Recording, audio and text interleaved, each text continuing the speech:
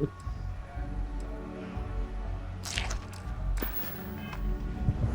out.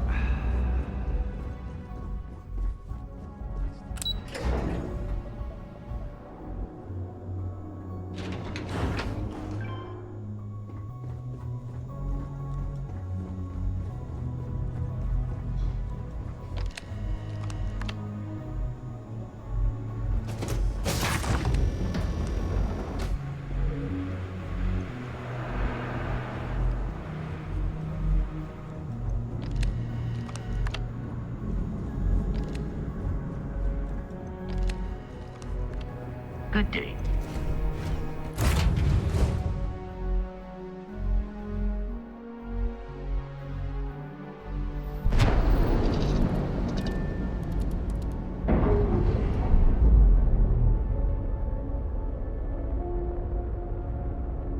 Undoing complete, Captain.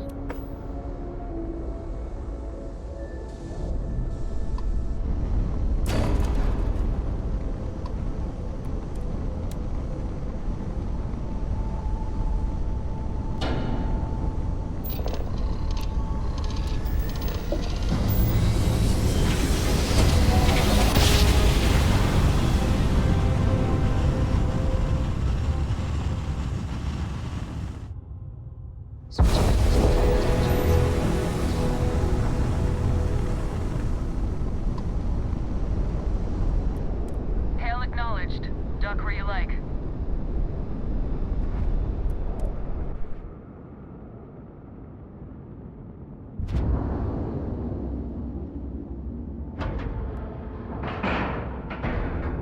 Seems good, air pressure good.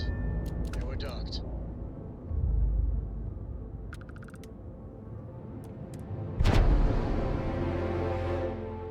Now get out of my face. You said the take was 10K, but it was 30. Big difference on 40% of 10 versus 30. You wanted 4K. You got 4K. Please disregard. Not my I problem. attempted an informal If you're briefing, stealing from but me, I you am bet your ass it's your problem. the results. You kidding me? Way to make a mess in front of my new rook. Hey, steal from me and get caught? Better off dead. Sounds like you did the fleet of... Captain Stephen, Now greetings. toss this body out of an airlock before it turns into a den. Hey, so I'm really enjoying our time together. Thought you should know. It's been a long time since I worked with someone so closely. I didn't realize how much I missed it. And you haven't stopped me from looking into this stuff with Irvin either. So, thank you. Well, there's a school of thought that you shouldn't go chasing ghosts. And they're probably right. Ghosts are spooky. But maybe this isn't that kind of chase. And Irvin's case is far from dead.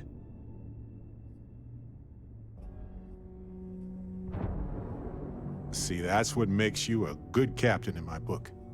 You're supportive. On that note, I do have some news about Irvin's case.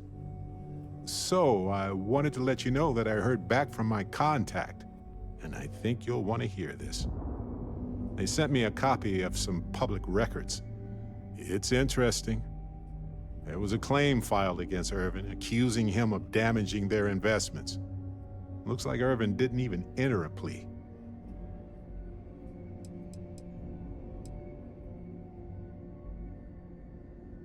The Hephaestus Mining Corporation, and they also won the case. Some of Irvin's paychecks were seized, as well as any assets that weren't under joint ownership. He wasn't even on the planet for the duration of the trial. I think they scared him off. Anyway, this mining corporation, Hephaestus, sued Irvin, claiming he irreparably damaged their mine.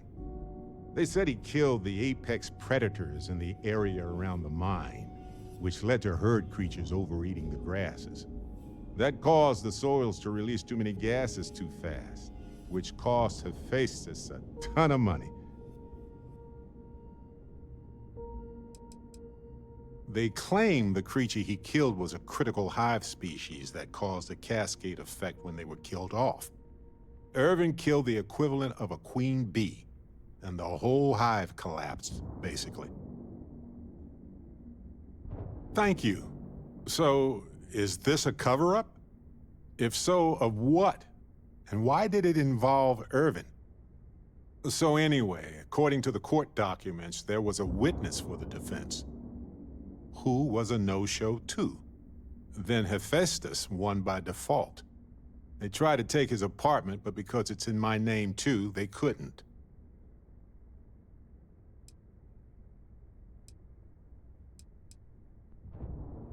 I didn't know he bought it. Must have been a better deal than renting for the time he was there. They withdrew their testimony the morning of the trial. Said they had a sincere change of heart. Yes, they plan to stay in the same system for a while. That doesn't mean we can't do anything about it.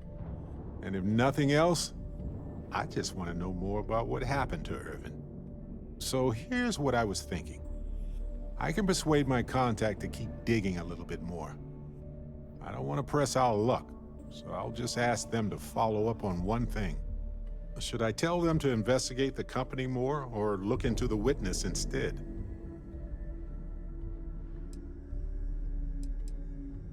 I wonder what his real reason was for retracting his testimony. Did he report anything to security? I just want to know why they picked Irvin. Why did they set him up? For that much money? They'll do it. You know, this investigation is time-consuming, but it's also pretty cathartic. And who knows? Maybe if we solve this case, it'll mean a better future for Gagarin. But that's thinking too far ahead. Anyway, Captain, thanks for checking in with me.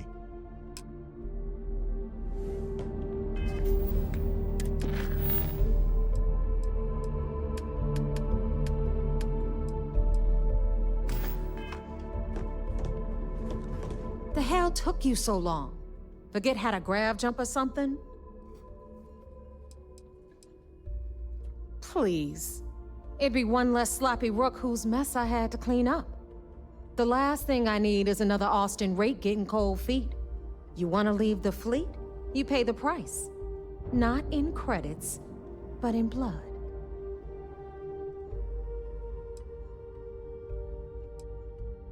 Never apologize. Not if you want anyone in the fleet to respect you. And if they don't respect you, put a gun to their head and they'll get the message. But, all that aside, you made it. So now, you get to hear a nifty history lesson. Pencils ready? Good. This floating scrap heap you're standing on is called the Key. Used to be an old UC military star station, and now it's the fleet's base of operations. Might look a little beat up on the outside, but we keep it together.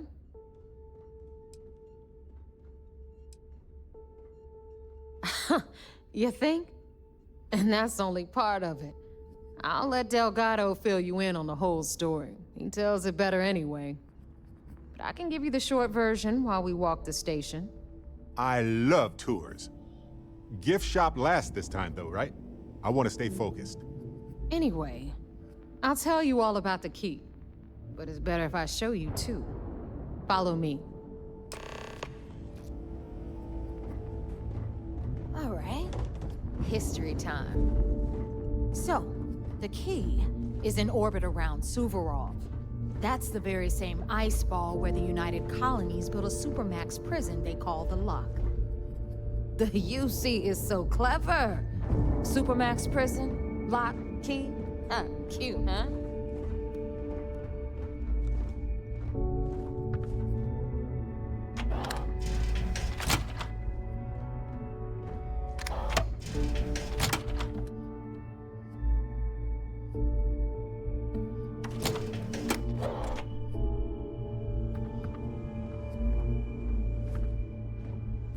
Now, we've got everything the fleet needs right here.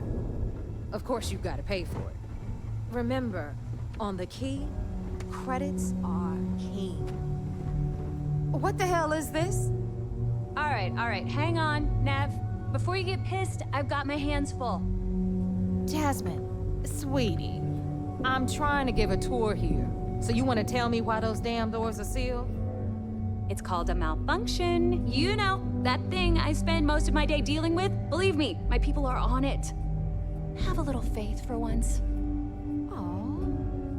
And you always, Angel. This here's Jasmine. You need anything for your ship, she's got you covered. We'll hit up the depot next since these doors have given out on us. So anyway, we were talking about the lock. About 100 years ago, the prisoners down there rioted and took over the place.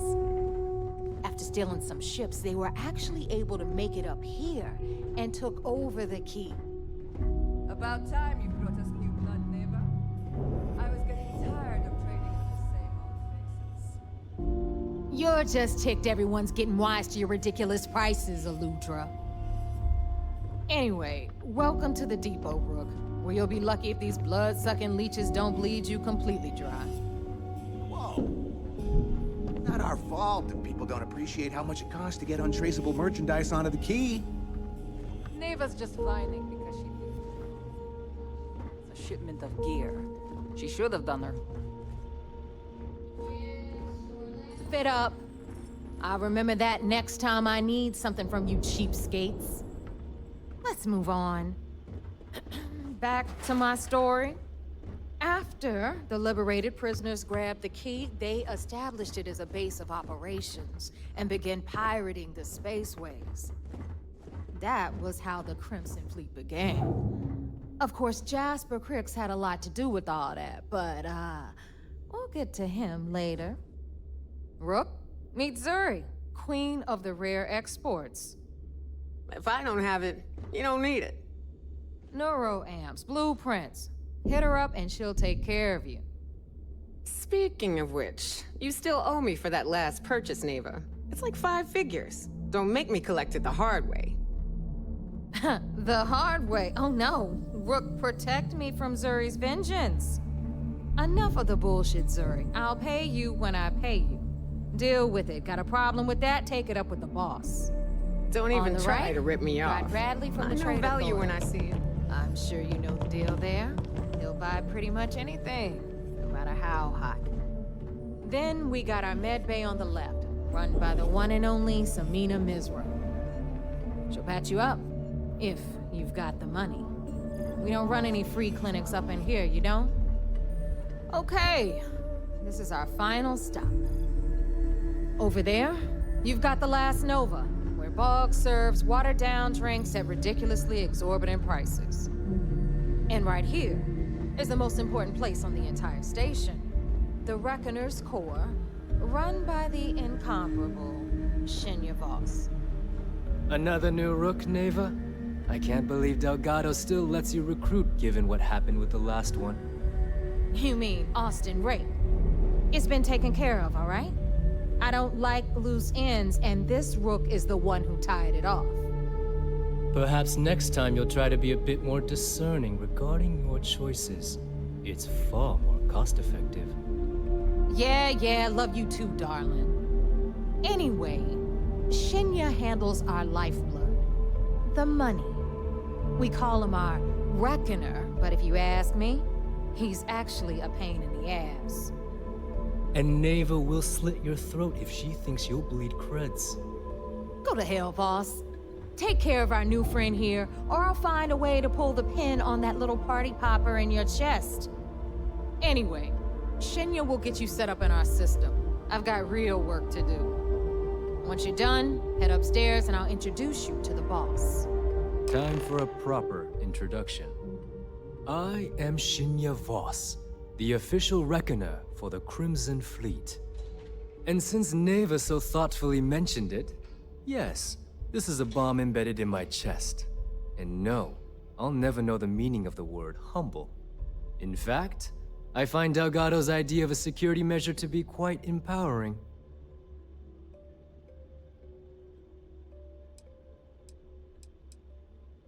I see the bomb as a symbol of my importance, and it's a constant reminder to everyone of the sacrifice I was willing to make.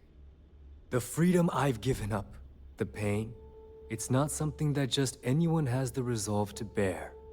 Everyone has their way of ingratiating themselves. Personally, I'd prefer to gift a bottle of wine and a slice of Pule cheese. But to each their own. Glad you approve. Obviously, betrayal isn't taken lightly around here. Since I oversee the bulk of transactions and maintain all accounts for the fleet, I'm a prime target for information. Should our enemies capture me or I grew any semblance of a moral conscience, you might consider me the greatest threat we have.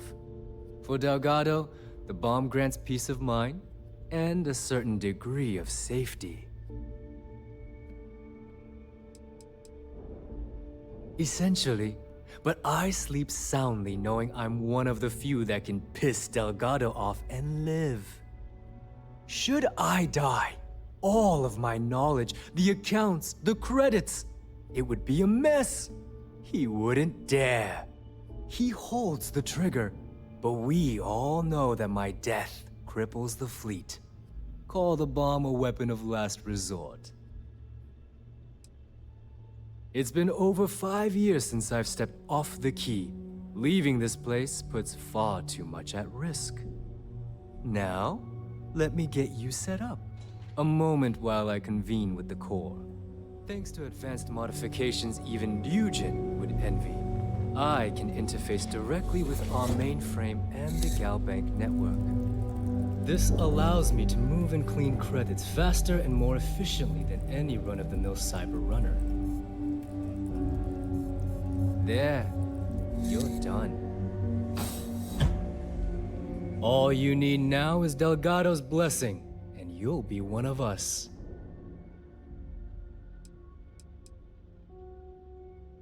None. Other than my chest and arm modifications, I am but a simple man. Is the interview over now? Can we get back to work?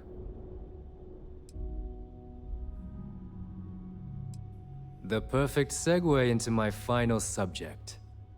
Thanks to our relations with contacts across the galaxy, we always have a steady stream of jobs available. I've granted you all the necessary permissions to access these listings at any time, using the computers that surround the core.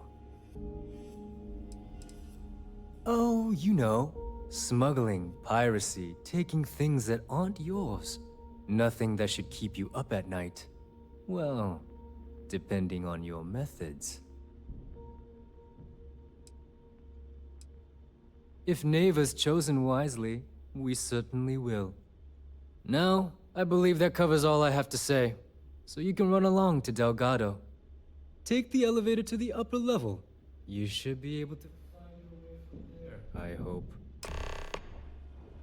Alright, listen up. You can all stop complaining. Atrium to cargo bay doors have been repaired. Oh, and you're welcome, Nev.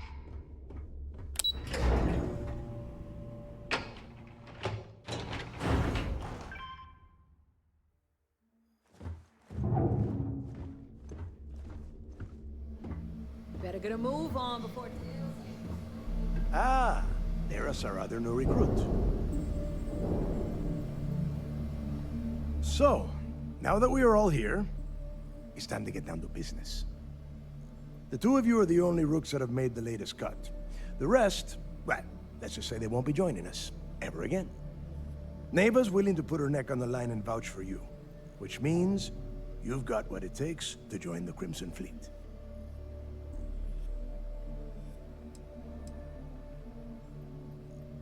You and everyone else on this station. Keep following orders, and you'll get paid. It's as simple as that.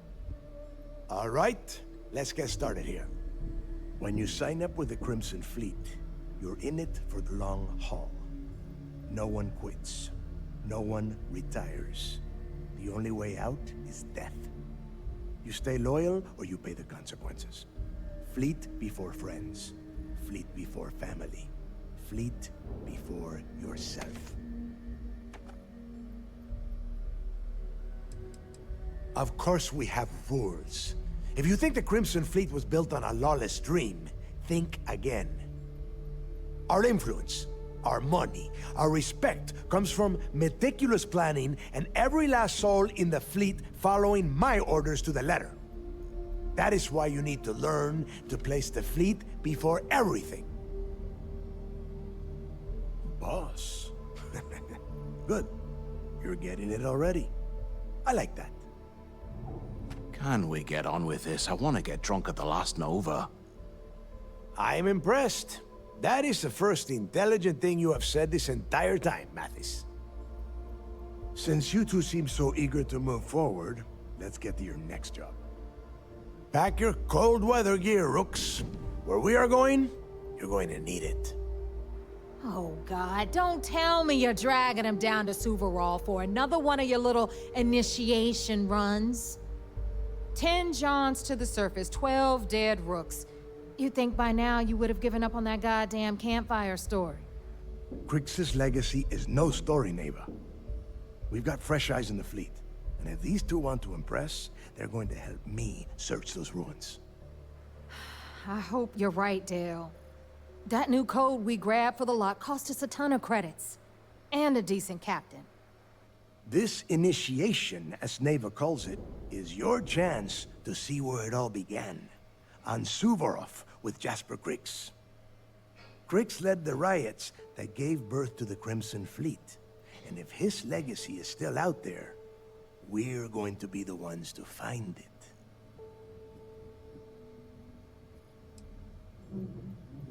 Through a bit of luck and a hell of a lot of cash, Neva was able to get her hands on an access code to the inside of the lock.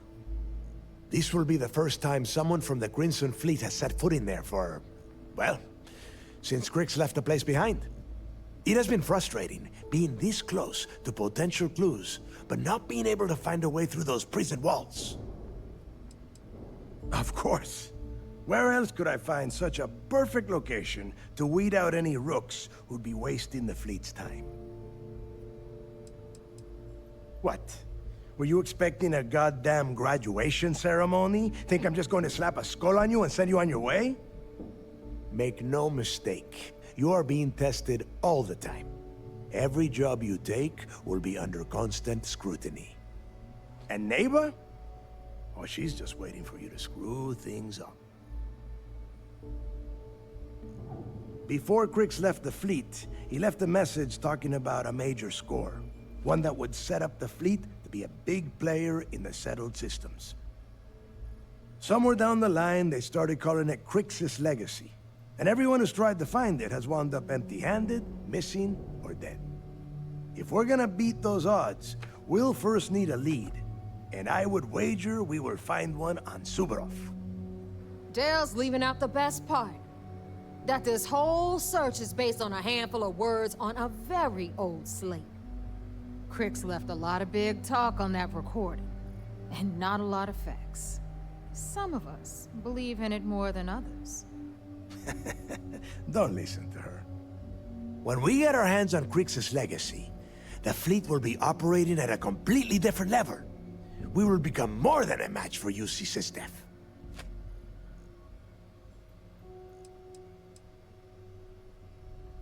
Listen to the words that I am saying. The legacy is real. You will find that out in due time, provided you're willing to put in the work. Nothing worth having ever comes easy.